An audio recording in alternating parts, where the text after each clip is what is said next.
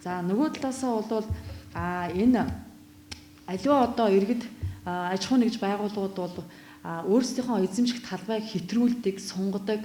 За одоо дур мэдэн одоо гараж, түүц одоо барьдаг, буулгадаг тийм ээ. За энэ асуудлыг бол мөн одоо дүүргийн одоо нутгийн захиргааны байгууллага, мэрэгжлийн байгууллага бол хамтарч за тэр тулгамдсан асуудлыг мөн одоо хамтын ажиллагааны үр дүнд тодорхой шийдвэрүүдийг гаргаж бас одоо иргэдийн эрүүл аюулгүй ая тухтай амьдрах орчныг бүрдүүлж бас ажиллаж болно гэдгийг бол бас энэ одоо 2 сарын хугацаанд хийсэн ажлын үр дүнгууд бол харуулж байгаамаа.